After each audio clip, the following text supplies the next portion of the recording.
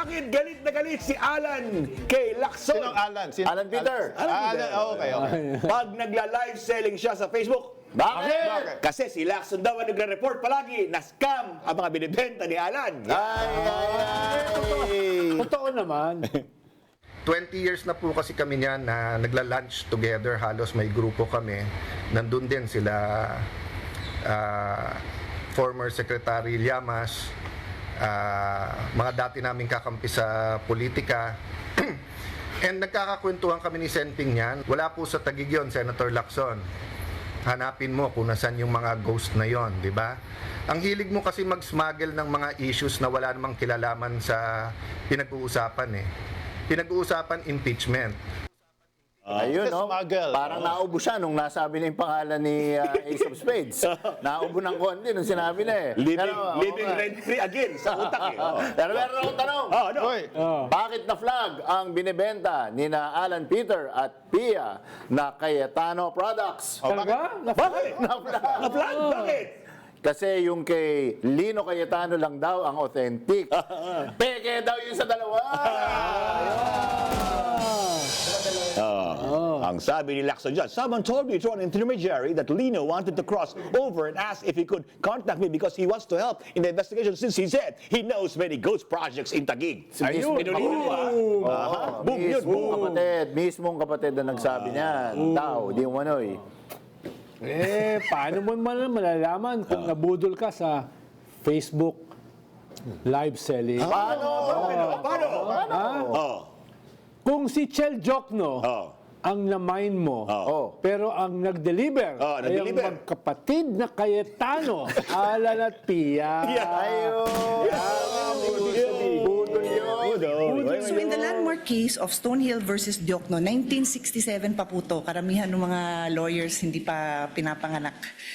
The importance of due process was highlighted and the Supreme Court discussed 2 points.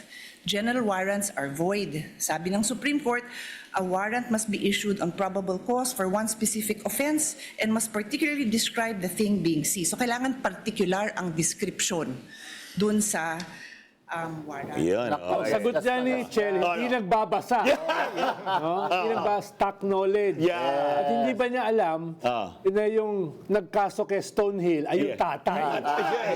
Tatay. Asin. At iba kasi yung warrant basis. Iba yung subpoena. Yes.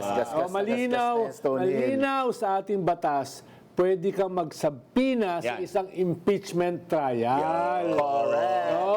Dahil iba yung usapin dyan. Yes, sir. Accountability ang Yan. Tama naman. Ang katotohanan ay mas mahalaga kesa sa confidentiality. Kahit ako na hindi abogado at bagsak sa mathematics, ay alam yan. Tama naman. Gasgas na yung Stonehill. Correct. Pero meron tayong professor dito of mathematics. Anong masasabi mo dyan? batiin ko muna si BCV yan, na nagpadala ng 249 sa pesos. Pangkape doon ni Sec. Anyway, kayo naman, meron naman kasing fans yung mga Cayetano. Live selling. May top fan nga sila eh. Sino? Sino? Si Aimee. Bakit si Aimee? Kasi bentang-benta sa kanya yung fake news. Fake news. Fake news. It's British. Fake news. Yeah, dapat si Lovely Lumalablig magsasabi na niya. nada ka. Lovely. British accent. You're talking with a British accent. With the fake news. Parang napakaliwanag nung sinabi niyo noon at mas malabo di hamak ngayon. Ngayon, bakit kinailangan pa mag-issue ng AO11 kung talaga namang continuing investigation? Dahil ba ito sa April 12, yung sinasabi niyong Rage Coalition? Ano daw? Hindi natibag si Matibag. Isa na, ha? Hindi natibag. May bumatikos kay Pia na artista at beauty queen. Nakita ko yun. Nakakairita raw boses niya. Drama sa buhay. Nakita ko. Kung rumesbak si Pia, si Aimee ang nag-react. Bakit? Dahil, sabi ni Pia, hindi siya plastic. Ayun! akong naisip kayo.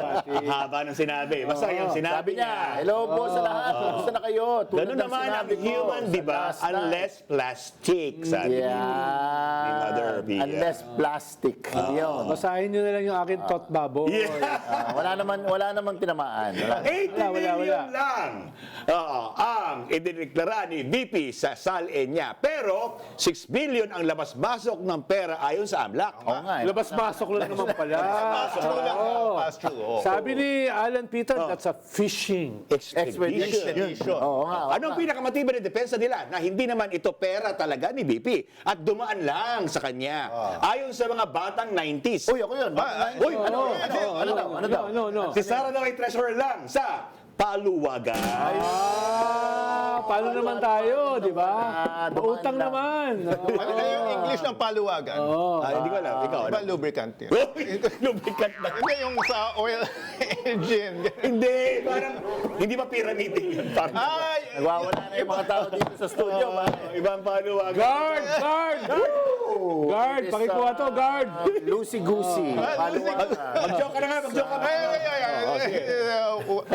Hindi ako marunong ng paluwagan. Pero tinawag daw ni Alan This Peter. guy. Lubricant. This guy. Asan na yung NTRC? Wala, inosente siya, hindi niya minimin. Hindi niya minimin. Where is our NTRC? Oil engine, di ba gumagamit ng... Okay. Parang ako paliwanag. Tinawag daw ni Alan Peter. Si Panfilo Lacson.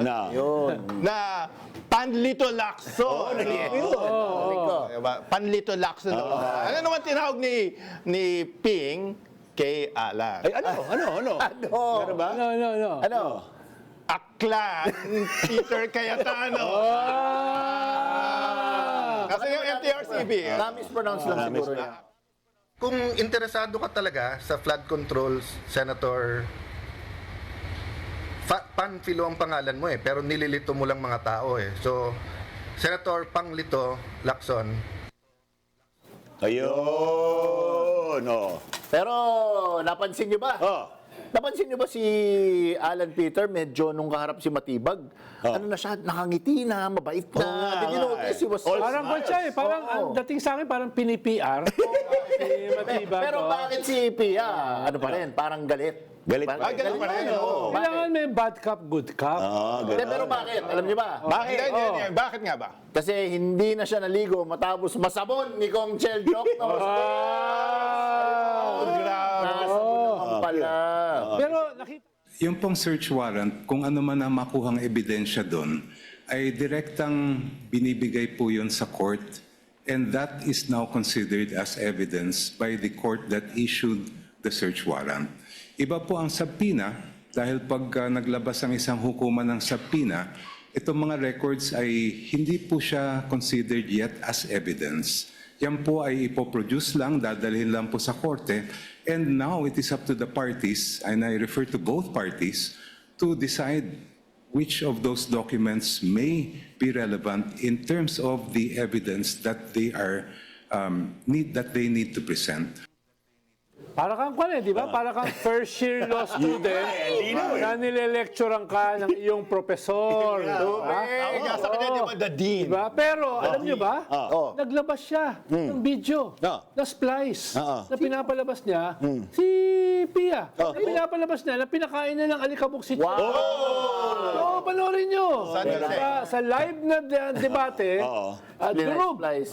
ginawa, naglabas ng kwan, ng splice na kinakain niya. Lahat naman nakita. Pero di ba? authenticated ba yun, Sek? Yung nilabas na video? Buka. Slice lang daw. Kailangan Pero walang NBI. Hindi nag-authenticate, Tsaka hindi kinailangan ng 3 linggo. Maybe it doesn't exist in the real world. Yes, ibang multiversion. Pero napansin nyo ba, ng mga netizen na unti-unti tilang nag-iitsurang bayani? Si Senator Amy Marcos. Ay, may Marcos, bayani. Bayani. Ano ba napansin nila? Ano napansin nila? Dahil unti-unti, kung hindi nyo napapansin, nagiging parang rebulto ang kanyang itsura. Di ba mga rebulto, mga... May katibayan ba tayo dito sa conspiracy? Dahil matindi ang pinag-aralan nyo bilang abogado. Sapat ba ito para ipakita na may conspiracy dun sa dalawa? Joke, di ba joke mo yun? Tapos Kaya alam dapat yun eh. Yan ang problema rito eh. Yung mga ayaw nila sa akin binata. Mas magaling pa umiwas kay Puro. Nagparang malikit. Oo nga.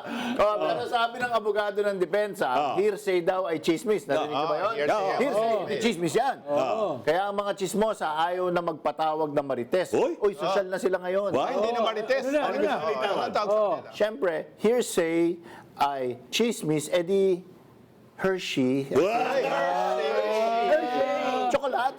Funny ka ha? Now, I'm trying to look for the Filipino term for hearsay.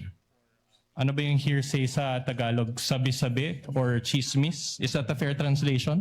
Hindi ko naman po naririnig sa korte. Ako'y nag-practice din, kahit di sa Tagalog. Kahit minsan ko po, hindi ko po narinig ng hearsay ginamit ang salitang chismis. Alright. Kaya na ni Senator Bato, no? Nakita ninyo dun sa background nung... Hindi si Bato yun. Hindi si Bato yun. Kala ko nagpakita na.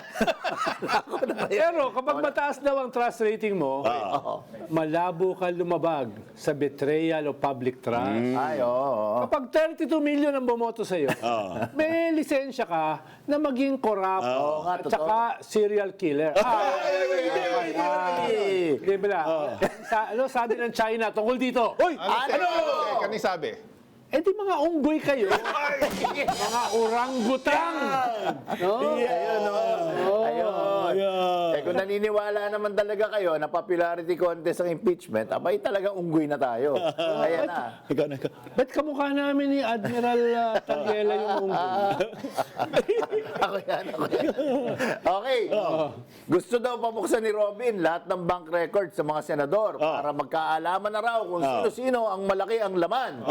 Ano naman yung sagot ng mga senador? Uy! Ano? Ano ang sagot? Oo. Pakibuksan na lang daw yung utak ni Robin para malaman kung may laman. Buti na lang, hindi napasa sa akin yan. Di naman, wala naman last name. Wala naman. Pangilan joke na ba to? Si Batman and Pangilan joke na ba to? Right pen. Joke 3 na ba to? Joke 4? Wag na. Cut na.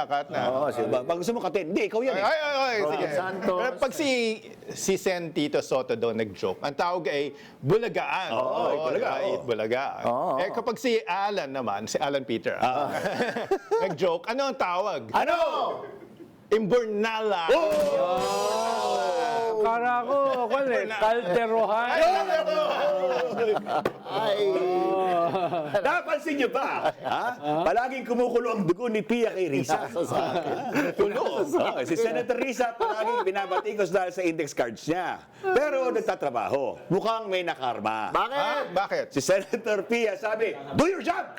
Pero hindi nakita yung notes niya. Ayun, nakita ko nga nag-buffer eh. Medyo nag-buffer. Notes niya o notes ng mga abogado? Tignan natin. Kanya na, innocent tanong. May papa-flash lang ako. It's just a photo, dear colleagues, both parties. Paki-flash lang.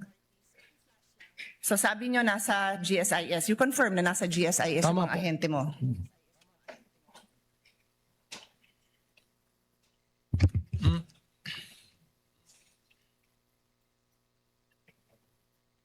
Oo. 50 seconds yun. Hinanap niya. Para nung audio eh.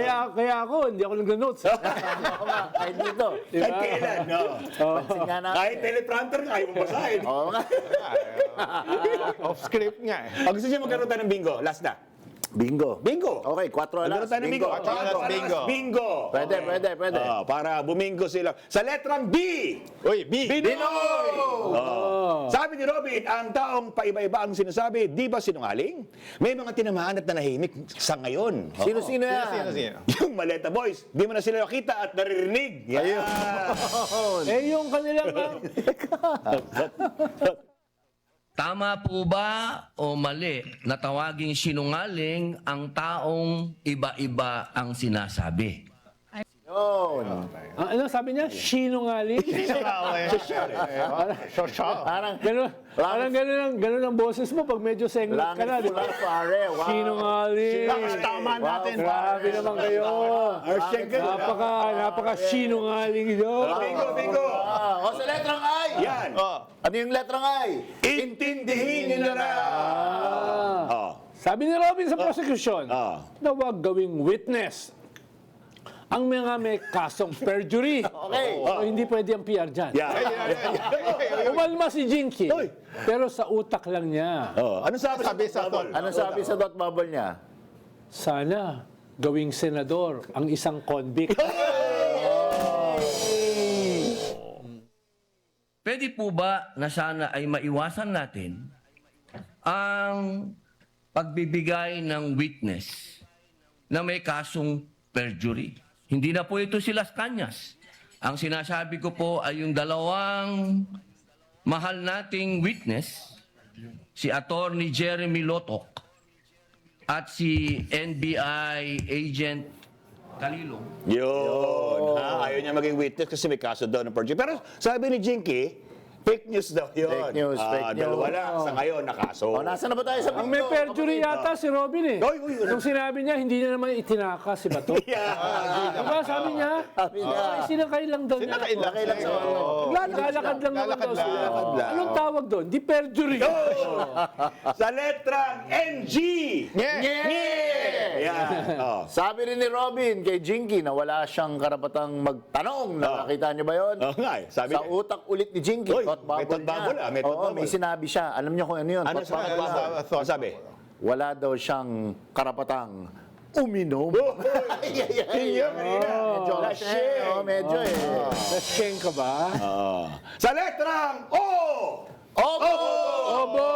0808. Panghuli na. Sabi rin ni Robin kay Jinky na sana hindi one-sided ang inyong prosecution. Eh di wow. Sumabog ang Senate gallery. Ano sabi ni Ano Gallery? sabi ng gallery? Hindi lang isang side ang natawa. All sides natawa, pati depensa, nawinda. Ay! Sana hindi one-sided ang ating persecution. Ano? Kasi, alam nyo, pag kayo ang pagpabor sa inyo, Ayan, oo. At BINGGO. Bingo! Di ba dapat ang mga judges, ang hukom, ang hindi one-sided? Yun nga. Oo. Ang dami kasi nag-react. Sabi nga, yung buong bansa daw nag-react eh. Oo nga, di ba nga, pati nga NBA, nadamay na, di ba? Sabi, pag yung Lakers daw, tsaka yung Celtics naglalaban, dapat di one-sided, mag-shoot din kayo dun sa sarili. Kabila, kabila. di ba? Mag-own goal kayo. Ganun din. Oo. Kanina, nagsusundukan si Doc Guido Yun tsaka si nga. Puroy. Yung pala yung ginagayan nyo kanina, yung one-sided na yan. One-sided eh. Dapat sampalin nyo rin ang sarili. Sabi, Hindi ka makakatakas. 4 alas, di ka makakaiwas.